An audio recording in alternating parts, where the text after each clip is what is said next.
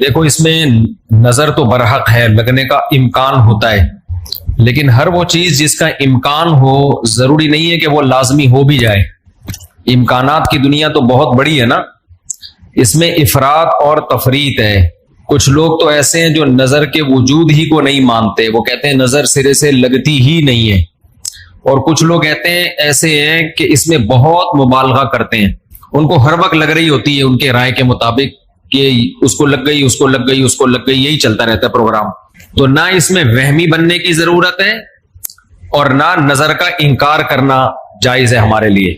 جو لوگ نظر کا انکار کرتے ہیں نا، وہ ہیں سیکولر لوگ، لبرل لوگ جو شریعت کو نہیں مانتے۔ وہ کہتے ہیں اس کی کیا دلیل ہے؟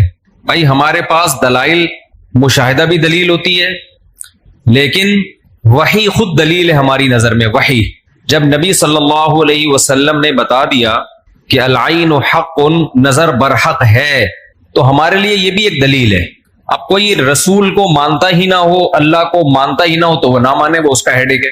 ہم کوئی سائنسدانوں کو مجبور تھوڑی کر رہے ہیں کہ آپ نظر کو مانو۔ سائنسدان جنت مانتے ہیں کہ جنت ہے؟ جواب دینا۔ سائنسدان مانتے ہیں موت کے بعد دوبارہ زندگی ہے؟ یہ سائنس کا ٹاپک ہی نہیں ہے بھائی، سائنس یہاں تک پہنچی نہیں ہے۔ تو نظر تو برحق ہے، کوئی بھی اچھی چیز ہو، کوئی بھی بہت ہو، تو اس میں چانس ہوتا ہے کہ نظر لگ جائے۔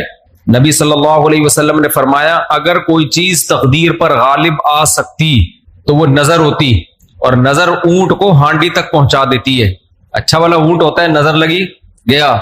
آپ نے دیکھا ہوگا بڑے بڑے اونچے کٹھے بیل لوگ لے کر آتے ہیں بقرعید کے دنوں میں، بعض دفعہ نظر لگتی ہے دھڑام سے گر جاتے ہیں، بعض دفعہ ویسے ہی گر جاتے ہیں غربت مہنگائی سے متاثر ہو کے، لیکن بعض دفعہ نظر بھی لگتی ہے۔ تو ہمارے پاس جو نظر کے برحق ہونے کی دلیل ہے وہ رسول اللہ صلی اللہ علیہ وسلم کا قول۔ اسی وجہ سے یعقوب علیہ السلام نے جب اپنے بیٹوں کو مصر بھیجا تو خوب لمبے خوبصورت بیٹے تھے، تعداد میں بھی زیادہ تھے، تو ان سے کیا فرمایا؟ لا تدخلوا من باب واحد وادخلوا من ابواب متفرقہ۔ اے میرے بیٹو، ایک دروازے سے داخل نہ ہونا، متفرق دروازوں سے داخل ہونا، کیونکہ ایک ہی گیٹ سے جب جائیں گے نا، ایک باپ کے 11 بیٹے اتنے خوبصورت اور لمبے لمبے اور خوبصورت جوان، تو لوگ بولیں گے یار کیسا خوش قسمت باپ ہے جس کے 11 بیٹے ہیں۔ سمجھتے ہو گے نہیں سمجھتے؟ آج کل تو فیملی پلاننگ نے نظر کا چانس ہی ختم کر دیا، 2 بچے ہوتے ہیں وہ بھی اچھے نہیں ہوتے۔ تو یہاں قرآن سے بھی ہمیں، حدیثوں سے بھی پتہ چلتا ہے کہ امکان ہے، لیکن ایک بات یاد رکھو، دنیا میں یہ بہت امپورٹنٹ بات ہے، کاش اس کو سمجھ جاؤ، یہ تجربوں کا نچوڑ ہے جو میں آپ کے سامنے پیش کر رہا ہوں۔ امکانات کی بیس پہ یقینی دعوے کرنا یہ تمام گمراہیوں کی بنیاد ہے۔ جادو کا بھی امکان ہوتا ہے، کسی پہ جادو ہو جائے، ہزاروں میں کسی ایک پہ، لیکن روحانی عامل کے پاس جب آپ جاؤ گے کہے گا آپ پہ بھی جادو، آپ پہ بھی جادو، آپ پہ بھی جادو، آپ پہ بھی جادو۔ جب آپ کرو گے نا کہ بھائی مجھ پہ جادو کیسے ہے، تو کہے گا کیا جادو برحق نہیں ہے؟ سمجھ میں آ رہی ہے بات؟ ڈاکٹر یہ بدماشی کبھی نہیں کرتا۔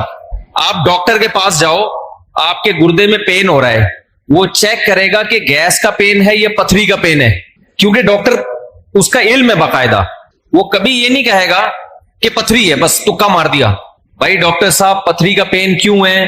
تو وہ جواب میں کیا گردوں میں پتھری ہوتی نہیں ہے کیا؟ آپ بولو گے ہوتی تو ہے، میرے ہے یا نہیں ہے مجھے تو یہ تو بتاؤ۔ حالانکہ گردوں میں پتھری ہونے کا جتنا چانس ہے نا، جتنی پرسنٹیج 100 میں، جادو کی اس سے بھی کم ہے، ہزاروں میں کسی ایک پہ ہوتا ہے جادو۔ لیکن عاملوں کے پاس جب آپ جاؤ، یہاں الحمدللہ کچھ عامل ہیں جو میرے خلاف ایک فل پروپیگنڈا شروع کیا ہوا، اتنی خوشی ہوتی ہے مجھے، میں آپ کو بتا نہیں سکتا، جب عامل میرے خلاف بولتے ہیں اتنی خوشی ہوتی ہے، اور میں کہتا ہوں کمبختو تمہارے پاس جادو، چڑیل، جن، بھوت، تم میرے خلاف بولتے کیوں؟ نقصان پہنچا دو یار تم۔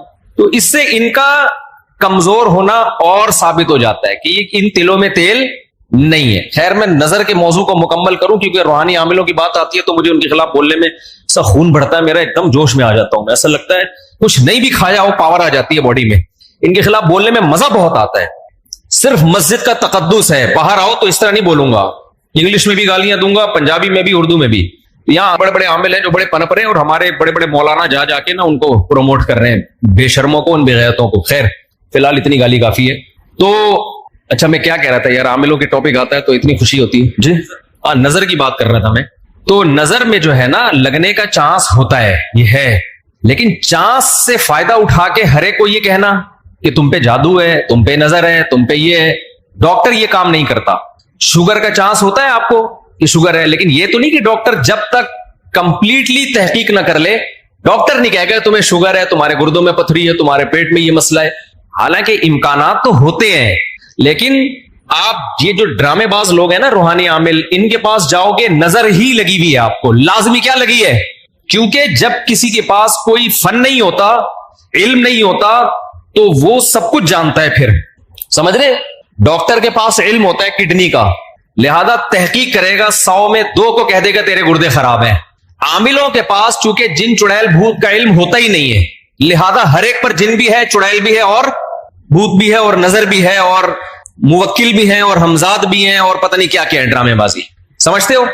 جب ان کو بولو کہ کیا دلیل ہے، تو بھائی امکانات کی دنیا میں امکان کہ فلانے پہ لگ گئی تھی، فلاں پہ لگ گئی تھی، تو خوب سمجھ لو امکانات کی بیس پہ یہ کہنا کہ ابھی دیکھو ایک مولانا صاحب کا کلپ آیا، انہوں نے کہا کہ نبی صلی اللہ علیہ وسلم نے فرمایا کہ ہر بیماری کی دوا اللہ نے رکھی ہے دنیا میں، یہ صحیح حدیث ہے۔ پھر انہوں نے ایک دوا بتائی کہ یہ شوگر کی بہترین دوا ہے۔ بھائی آپ ڈاکٹر ہو، آپ سائنٹسٹ ہو، کہہ رہے ہیں میں نے یہ کہیں سے نکالی ہے۔ ڈاکٹر کہہ رہے ہیں شوگر ایک اسٹیج پہ پہنچنے کے بعد لا علاج ہے، یہی کہتے ہیں نا ڈاکٹر۔ بھائی شوگر ایک اسٹیج پہ پہنچ جائے تو وہ کیا ہو جاتی ہے، اب ٹھیک نہیں ہو سکتی، کنٹرول کرنی پڑے گی، لبلبا ٹھیک نہیں ہوگا آپ کا۔ لیکن انہوں نے کہا کہ دیکھو ہر بیماری کی اللہ نے شفا پیدا کی ہے، تو یہ میڈیسن، یہ کوئی دیسی نسخہ ہے، یہ شوگر ٹھیک کر دے گا۔ اب دلیل کیا دے رہے ہیں؟ ہر بیماری کی اللہ نے دوا پیدا کی، یقیناً کی ہے، لیکن کیا وہ آپ کو معلوم ہے؟ کیا وہ دوا یہ ہے جو آپ پیش کر رہے ہیں؟ اس کی کیا دلیل ہے؟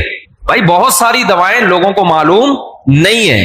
تو اب یہ سمجھیں کہ 2 انتہائی میں جلدی سے کمپلیٹ کروں اس موضوع کو، کہ نظر لگنے کا چانس ہوتا ہے، لیکن یہ نہیں ہے کہ جو بھی کوئی اچھی چیز ہوگی، کچھ بھی ہو جائے، اس کو نظر ہی لگی ہے۔ تو یہ وہم کی دنیا سے باہر نکلنا چاہیے۔ جو سیکولر لبرل لوگ ہیں جو نظر کا بالکل انکار کرتے ہیں، وہ کہتے ہیں فلاں فلاں پہ کیوں نظر نہیں لگی، وہ اتنے ہینڈسم، اتنے خوبصورت لوگ ہیں، فلاں کی آواز اتنی اچھی، ان پہ نظر کیوں نہیں لگی؟ تو اب اصول سمجھیں، نظر لگنے کے لیے علماء نے قاعدہ ضابطہ بیان کیا ہے کہ جو چیزیں مشہور ہوتی ہیں نا، ان کو اکثر نظر نہیں لگتی۔ نظر ہمیشہ اچھمبے کی چیز کو اچانک، جیسے میں لوگوں سے کہتا ہوں بھائی آپ انتہائی غریب تھے، سائیکل بھی نہیں تھی آپ کے پاس، اچانک آپ کے پاس بہت زیادہ پیسہ آ گیا، اور علاقہ بھی وہی ہے، رہتے اسی غریبوں کے محلے میں ہو، گندے نالے پہ رہتے ہو، سائیکل پہ تھے، اچانک لینڈ کروزر آ گئی آپ کے پاس۔ یہ جو اچانک والا کام ہوا ہے نا، اس میں نظر لگنے کا چانس ہوتا ہے۔ سمجھ میں آ رہی ہے بات؟ اب دیکھو یعقوب علیہ السلام کے بیٹے مصر میں ان کے ساتھ ہی رہتے تھے، سوری مصر میں نہیں، شام میں ساتھ رہتے تھے۔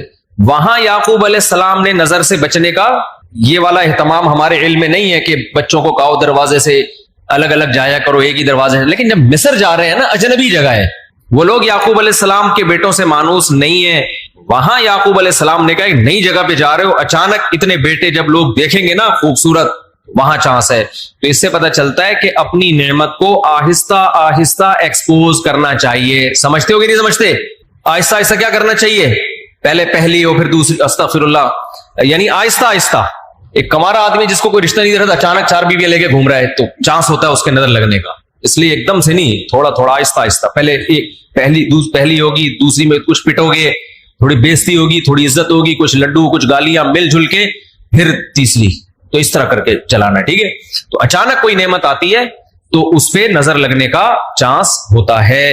دوسری بات یہ ہے کہ نظر سے بچنے کے لیے جو نبی صلی اللہ علیہ وسلم نے دعائیں بتائی ہیں، ان دعاؤں کا اہتمام کرنا چاہیے۔ اعوذ بکلمات اللہ